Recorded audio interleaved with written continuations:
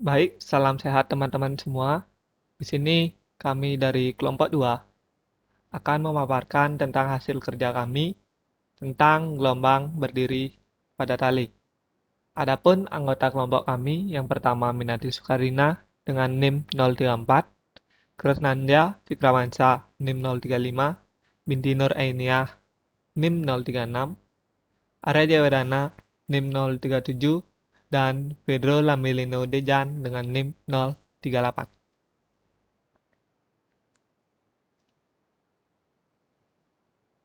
Nah, adapun dalam percobaan kali ini, kami menggunakan dua benang atau dua tali dengan mu yang berbeda. Untuk benang atau tali pertama dengan mu 0,4739 gram per meter, didapatkan data berupa banyak perut, massa beban, tegangan tali, dan panjang gelombang. Di mana pada banyak perut 1, massa bebannya 560 gram dengan tegangan tali 5,4432 Newton dan panjang gelombang sepanjang 3,09 meter. Selanjutnya, banyak perut 2, massa bebannya 170 gram dengan tegangan tali 1,6542 Newton dan panjang gelombang 1,55 meter. Begitu juga seterusnya, semakin bertambah banyak perut sampai 6, massa beban, tegangan tali, dan panjang gelombang akan cenderung berkurang.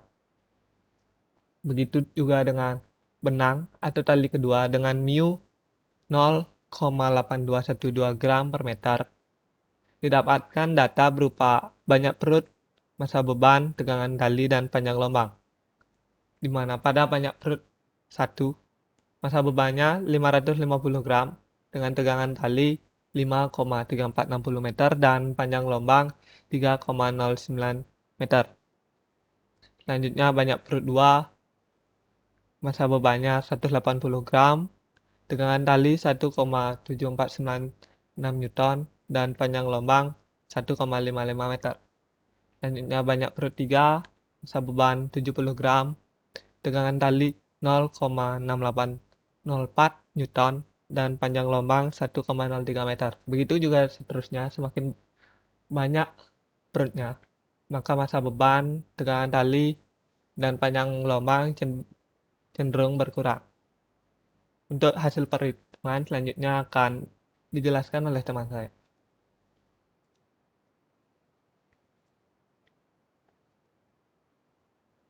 Baik, terima kasih atas waktunya. Saya akan melanjutkan presentasi. Jadi di sini ada pembahasan. Pada kali ini praktikum yang dibahas adalah tentang gelombang berdiri atau gelombang stasioner. Semakin elastis sebuah pegas, maka semakin kecil gaya yang diperlukan. Begitupun sebaliknya, semakin kaku sebuah pegas, maka semakin besar pula gaya yang diperlukan untuk meregangkan. Untuk menentukan konstanta tersebut, praktikkan dengan cara menggantungkan pegas pada tempat yang telah disediakan, kemudian beban ditempatkan pada ujung pegas dimulai dari massa yang paling kecil. Kemudian dilakukan percobaan kedua dengan beban dimulai dari massa yang paling besar.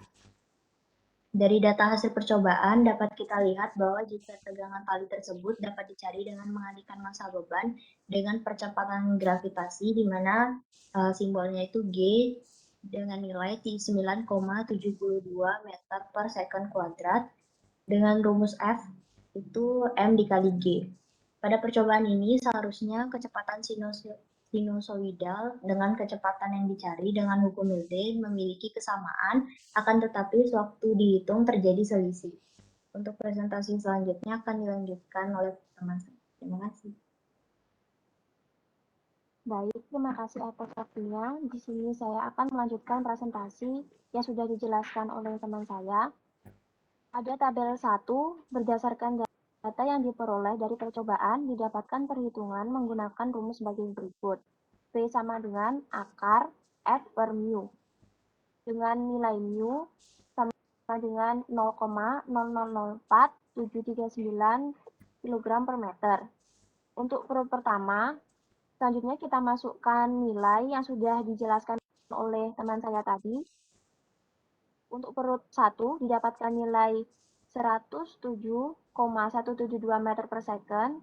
Untuk yang perut kedua didapatkan nilai 59,081 meter per second.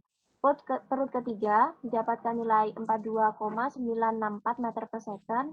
Perut keempat didapatkan nilai 35,080 meter per second. Perut kelima didapatkan nilai 28,463 meter per second. Dan yang terakhir perut keenam didapatkan nilai 26,793 meter per second. Rata-rata nilai cepat rambat didapatkan yaitu 49,955 meter per second. Selanjutnya dapat kita lihat grafik hubungan antara massa dan cepat rambat. Pada tabel 1 ada massa 0,035, cepat rambatnya 26,793. Pada massa 0,0428 didapatkan cepat rambat 28,643 dan seterusnya.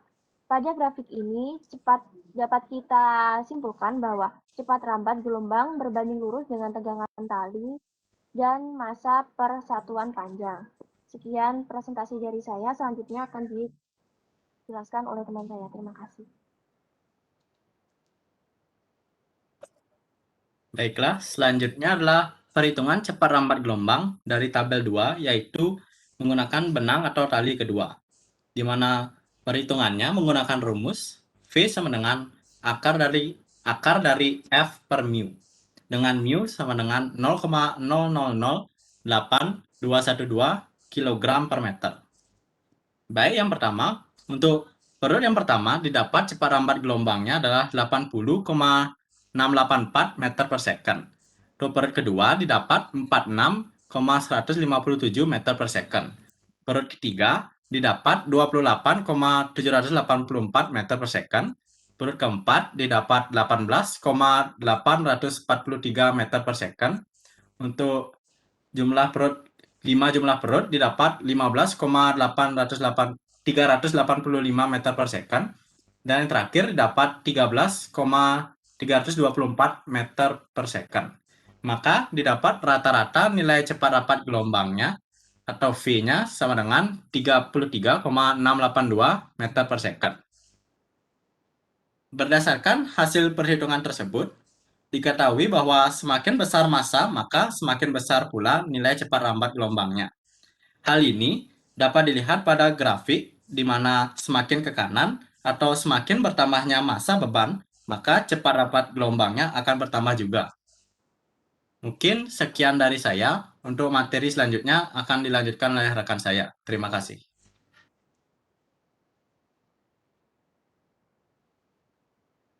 Baik, terima kasih atas waktunya. Selanjutnya saya akan melanjutkan presentasi dari rekan-rekan saya.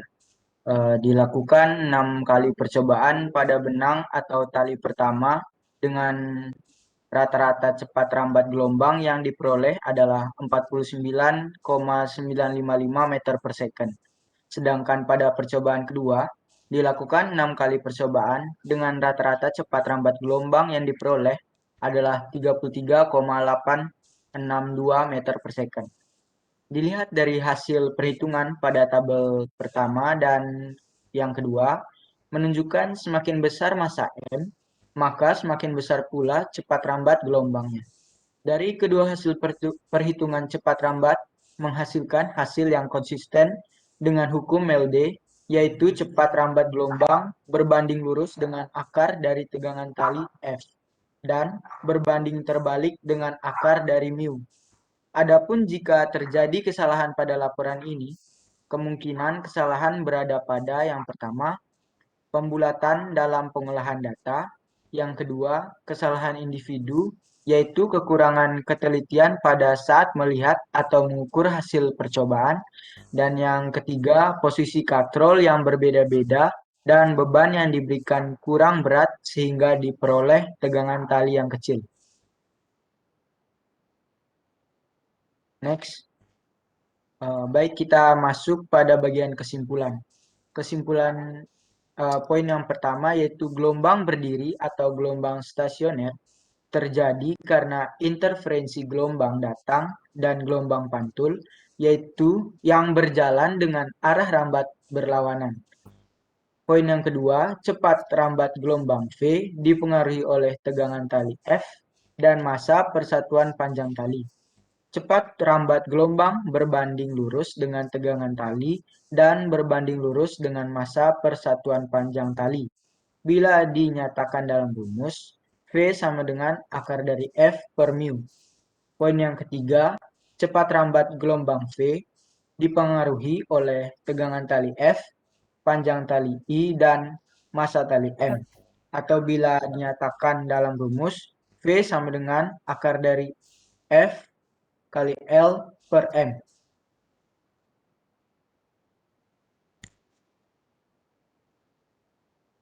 Sekian presentasi dari saya. Selanjutnya saya serahkan kembali kepada moderator.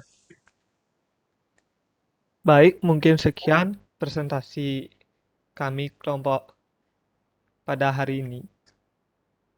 Kami mohon maaf jika ada kesalahan dalam tutur kata kami.